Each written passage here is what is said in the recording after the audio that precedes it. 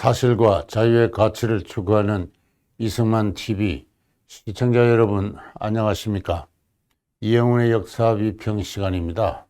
오늘의 제목은 유네스코에 보낸 한일 공동성명 사도광산을 둘러싸고입니다.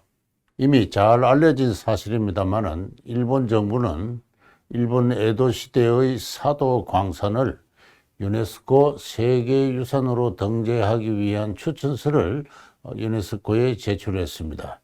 그에 대해 한국의 역사단체와 한국 정부는 그것이 전쟁기에 한국인의 강제연행과 강제노동의 장소라는 이유로 반대하고 있습니다. 지난 4월 11일에 이 한국의 민족문제연구소와 일본의 강제동원 진상규명 네트워크라는 두 단체가 그 사도광산이 세계유산으로 지정되는 것에 반대하는 성명서를 유네스코에 제출하였습니다. 이와 관련해서 일본의 역사인식문제연구회 회장 니시오카 스토무 교수로부터 그에 반대하는 성명을 유네스코에 함께 제출해 줄 수 없는가라는 제안을 받았습니다. 이승만 학당은 일본 측이 작성한 성명서의 초안을 받고 그것을 수정 보완한 다음 지난주에 일본의 그 역사인식문제연구회와 더불어 공동성명으로 유네스코에 그 성명을 제출했습니다. 이하 그 성명의 전문을 제가 낭독해 드리도록 하겠습니다. 성명의 제목은 사도금산, 금산이라는 것은 이 사도광산이 세계적으로 유수한 금의 생산지였습니다. 그래서 이 성명에서는 사도광산이라 하지 않고 사도금산이라 하고 있습니다. 사도금산은 강제연행, 강제노동이 현장이 아니다. 일한 한일 연구자의 성명문입니다. 올해 4월 11일 일본 강제동원 진상규명 네트워크와 한국민족문제연구소가 사도금산 세계유산 등재에 관한 성명문을 유네스코에 제출하였다. 이들은 사도금산이 전시 조선인 노동자의 강제연행, 강제노동의 현장이라며 일본 정부의 사도금산 세계유산 등재 신청이 유네스코 정신에 위배된다고 주장했습니다. 그러나 이들의 주장은 학술적으로 큰 문제가 있다. 사도금산에 관한 일본과 한국의 최신 연구에 따르면 강제연행, 강제노동이라는 주장은 1차 사조에 의해 명확히 부정되고 있다. 전쟁 중 한반도에서 사도금산 근로자를 모집한 결과 모집 상한 20명에 대해 40명이 응모했던 마을도 있었던 것으로 밝혀졌으며 조선인들이 자진해서 사도로 건너간 것으로 기록되어 있다. 사도 노동 현장에서도 조선인 노동자들은 생필품 연가 판매, 각종 복지와 오락시설의 혜택을 누리고 있었고 임금도 일본인 노동자와 같았다. 근로계약을 갱신하면 포상금도 지급되었고 갱신을 원하지 않는 자는 귀양할 수 있었음도 증명하는 자료도 남아있다. 위 성명문이 주장하는 바의 근거는 대부분 근년의 정언이다. 정언을 살펴보면 강제노동이나 강제노동을 증명할 수 있는 내용은 존재하지 않고 앞뒤가 맞지 않는 것이 많다. 이런 정언과 관련해서는 그것들이 2005년 한국 정부가 조선인 근로자와 그 유족에게 보상금을 지급하는 사업대에 출연했다는 사실에 주의해야 한다. 금전이 얽힌 정언에는 충분한 검증이 필요하지만 그들은 그것을 하지 않았다. 강제연행, 강제노동의 주장은 근거가 박약하다. 또한 세계유산 등재 신청은 에도시대 사도금산으로서 일본이 한반도를 통치했던 시기는 포함되어 있지 않다. 따라서 조선인 강제연행, 강제노역 여부는 세계유산 등재의 판단 기준이 될 수 없다. 일부 사람들은 조선인 노동자들의 문제를 은폐하기 위해 에도 시대로 한정했다고 주장하지만 완전한 사실 오인이다. 사도 C는 해외 전문가들의 조언에 따라 일본이 독자성을 갖는 에도 시대로 한정에 신청했을 뿐이다. 강제동원 진상 네트워크와 민족문제연구소는 에도 시대 강제노동도 지적하고 있는데 이는 무숙인의 노동자를 가리키는 것으로 보인다. 무숙인이란 일정한 숙소가 없는 그런 사람이란 뜻입니다. 무숙인이란 부모로부터 의절당한 자나 사찰의 종문인 별장, 한국식 표현에 하면 호적이 됩니다. 종문인 별장에서 제외된 사람들이다. 일할 방법이 없는 이들 무숙인을 사도 금산은 100년 동안 1874명을 받아들였다. 한편 당시에는 자신의 논밭을 버리고 사도 금산에서 일하려 한 자가 매우 많아 사도 섬으로의 도항을 금지하는 법령이 제정될 정도였다. 무숙인의 노동은 사도 금산 전체에서 극히 일부에 불과했고 대부분은 스스로 사도로 건너간 노동자였다. 따라서 에도 시대에 있어서 강제노동이라는 주장은 악의적 편견이다. 산업유산정보센터의 하시마, 일명 구남도, 한국에서는 구남도로 엄들리 알려져 있는데 이 하시마의 전시와 관련해서도 강제연행과 강제노동을 주장하는 사람들의 근거는 박약하다. 대표적인 예는 하시마 탄광의 전직 노동자를 자청하는 구연철의 정언이다. 그는 1939년 9세의 나이에 구남도에 와서 6년간 살았다고 주장했으며 그 기간 동안 조선인 노동자들이 학대받는 모습을 목격했다고 말한다. 그러나 그는 볼 수 없는 섬을 봤다고 하거나 조선인 노동자의 식사 시종을 일본인 병사가 했다는 등 사실과 배치되는 내용을 말하고 있다. 자신은 성적이 뛰어나 학교에서 반장이었다고 말하지만 섬에 하나밖에 없는 학교에 재학 중이던 전직 도민들은 그 동급성에 해당하는 사람들을 모른다고 단언하고 있으며 관련 기록도 없다. 하시마에 체류했다는 증거가 없는 증언자들이 지리멸렬한 이야기를 하고 있을 뿐이고 하시마가 조선인 강제연행과 강제노동의 현장이라는 주장은 입증되고 있지 않다. 입증되고 있지 않은 것을 전시하는 것이 비판의 이유가 될까? 우리 한일 연구자들은 2022년 3월 23일 도쿄에서 학술 세미나 사도 금산에서의 조선인 전시노동의 실태, 같은 해 7월 9일과 7월 10일 도쿄와 니카다에서 한일 학술 강연회 사도 금산과 조선인 전시노동자를 개최해 강제연행과 강제노동설을 학술적으로 비판하고 그 성과를 책으로 만들었다. 학술적으로 부정된 근거 박약한 강제연행, 강제노동설을 채용할 필요는 없다. 강제동원 진상규명 네트워크와 민족문제연구소는 자유평등민주주의의 이념을 무시하고 역사를 왜곡하고 있다.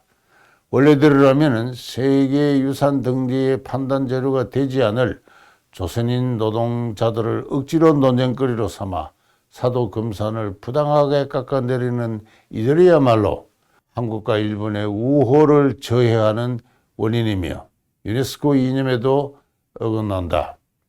유네스코가 냉정하게 논의를 조감하고 이성적 판단을 내리기를 바란다. 2003년 5월 일본 역사인식문제연구회 회장 니시오카 스토모, 한국 이승만 학당 교장 이영훈, 이상이 지난주에 유네스코에 제출한 한일 연구자의 공동 성명의 전문이었습니다. 이 성명에서도 분명히 밝혔듯이 우리는 이 사도 금산에서 한국인이 전 시기에 강제노동을 했다는 사실은 객관적으로 입증되지 않는다. 객관적으로 입증될 수 없다라고 생각하고 있습니다. 그러한 주장은 한두 사람의 정언의 기초에 있을 뿐인데 민족문제연구소와 일본 강제동원 진상규명 네트워크가 유네스코에 제출한 성명도 보면은 그들은 강제노동의 피해자들을 초청하여 정언을 받았다고 했습니다. 그렇지만 정언은 역사적 사실을 객관적으로 뒷받침하는 직접적인 증거가 될 수 없습니다. 그것은 철저하게 검증되어야 합니다. 정언은 기억에 착락되거나 환상일 수도 있으며 심지어는 의도적으로 만들어진 거짓말일 수도 있습니다. 명예와 금전의 보상이 뒤따를 경우에 정언이 특히 그러합니다. 이러한 사례는 일본군 위안부 문제나 강제징용 문제를 둘러싸고 숱하게 확인할 수 있는 일입니다. 두 단체는 이 사도 금산을 세계문화유산으로 추천한 일본 정부의 행위와 관련해서 최근 수십 년간 일본 정부는 식민지 지배와 침략 전쟁을 추진하는 역사에 기반한 민족주의적 역사 교육을 강화해 왔다. 일본 정부가 민족주의적 역사 교육을 강화해 왔다고 이야기하고 있습니다. 그러면서 난징 대학살, 강제노동, 일본군 위안부 문제 등 인도에 대한 재해와 학살을 부정하는 역사 부정주의에 대두로 일본의 전쟁 책임을 부정하는 움직임이 강해졌는데, 이것은 나치의 홀로코스트를 부정하는 그 역사 부정론자와 아무런 차이가 없다. 이렇게 극단적인 언사로 그 일본을 비판하고 있습니다. 홀로코스트 수준의 범죄다. 이 사도 금산에 있어서 한국인 강제노동은 그와 같은 홀로코스트 수준의 반인도적 범죄다. 그렇게까지 강하게 비판하기 위해서는 누구도 승복할 수밖에 없는 객관적인 증거가 제시돼야 됩니다. 사도 금산에서 그러한 홀로코스트적 범죄를 기획한 세력이 있어야 될 거 아닙니까?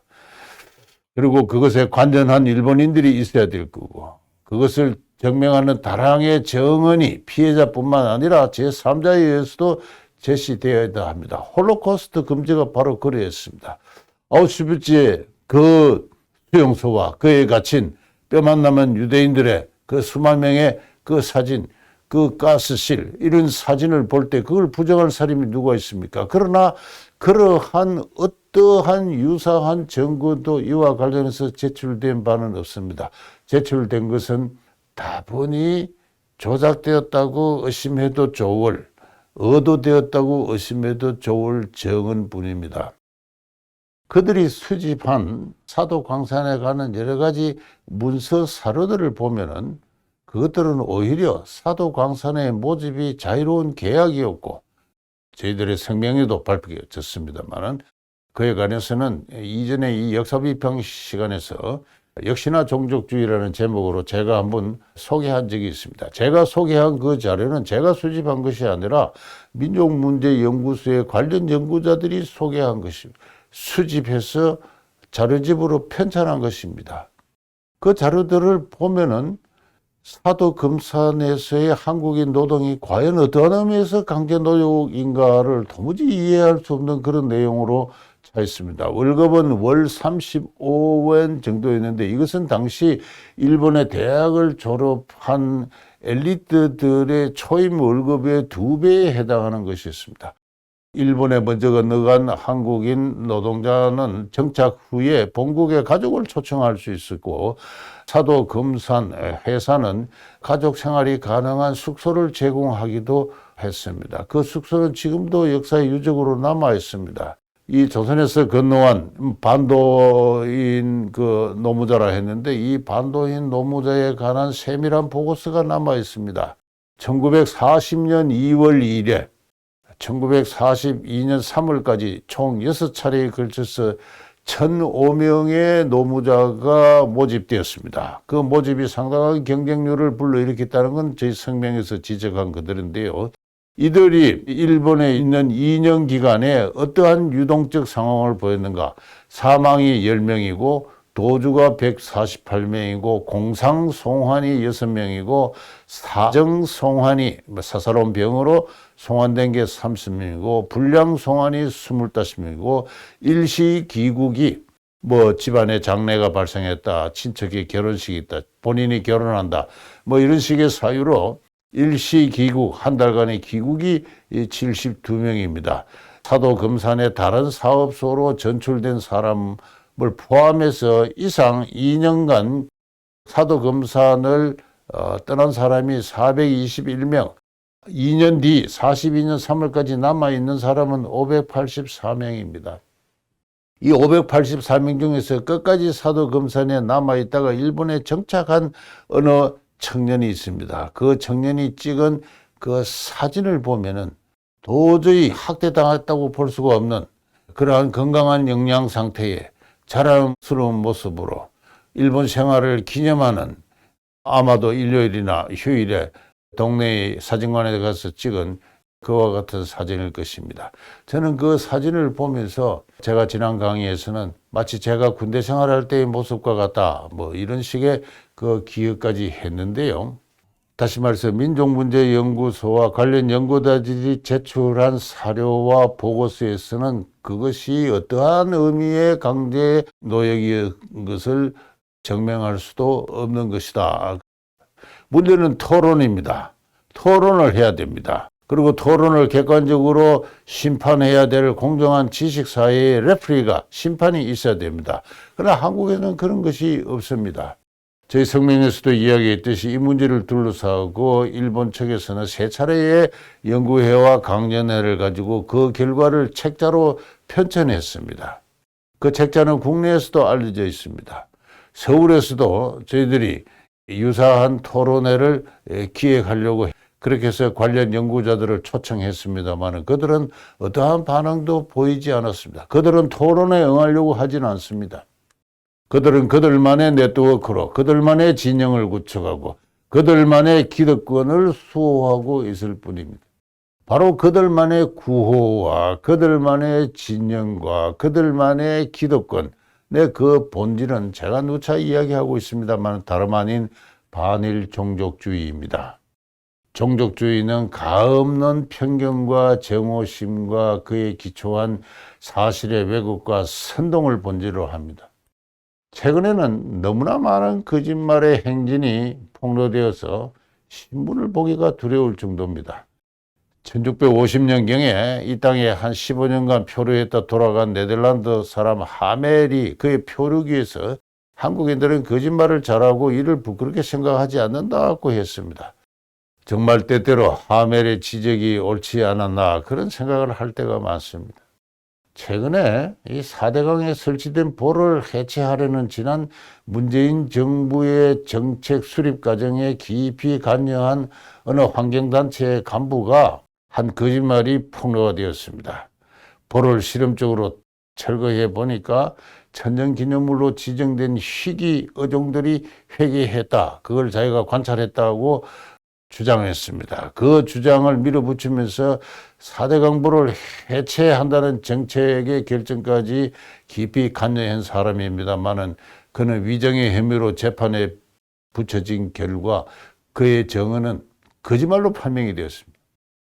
어느 사기꾼의 거짓말이 군중의 환호를 자아내는 그러한 정신문화, 그 풍토가 바로 종족주의입니다. 그동안 널리 퍼진 이 위안부 강제징용과 관련된 몇 사람들의 거짓말이 군중의 분노로 이어진 데에는 한국의 언론의 역할이 대단히 컸습니다. 이 문제와 관련해서는 그동안 한국의 언론은 더없이 큰 거짓말의 확성기였습니다. 이번에 사도 금산 문제와 관련해서 우리 한국이 더 이상 이웃 나라의 발못을 치사하게 잡고 해방을 놓는 그러한 짓거리를 더 이상 하지 않도록 그동안 이 문제에 책임이 큰 언론도 이 사도 금산에 관한 사료와 전후 사정을 심층 분석하고 그것을 보도해 주기를 부탁에 마지 않습니다. 이상 이영훈의 역사 비평 마치겠습니다. 경청해 주셔서 대단히 감사합니다.